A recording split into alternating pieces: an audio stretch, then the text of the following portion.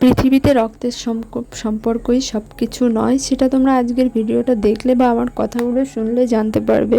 তো আগের দিন রাতের বেলা মানে রাতে আমার পড়ানো ছিল না, রথের জন্য ওরা সবাই বেড়াতে ঘুরতে গেছে, তাই আমার ছুটি ছিল, তাই আমি একটু দাদার বাড়িতে চলে গেছিলাম। আর এই যে দাদা বৌদি, এরা কিন্তু আমার নিজের কেউ নয় বা রক্তের সম্পর্ক বা খুব কাছের আত্মীয় কেউ নয়, বাট এদের বাড়িতে যাব, আমাকে এত রকম খাবার খেতে দেবে। বললাম রথের দিন পুজো হয়েছিল, সেই প্রসাদ দিয়েছিল প্রথমে, তারপরে একজনের বাড়িতে পুজো হয়েছে, ওদের প্রসাদ দিয়েছিল সিন্নি প্রসাদ, যেটা আমি প্রথমেই খেতে দেখেছিলাম আমাকে। দেন ওদের 2 ঘরে পুজো হয়েছে, খিচুড়ি পায়েস করেছিল, সেটা খেলাম। দেন খেলাম চা বিস্কুট। মানে আমাকে যখনই আমি যাব আমাকে এত এত খেতে দেবে, মনে হয় সত্যি বলতে আমার নিজের বৌদি হলেও মনে হয় আমাকে এত যত্ন করতো না, যে এই বৌদিটা আমাকে এত যত্ন করে সবসময় খেতে দেয়, মানে এত ভালোবাসে, মানে খুব ভাল লাগে।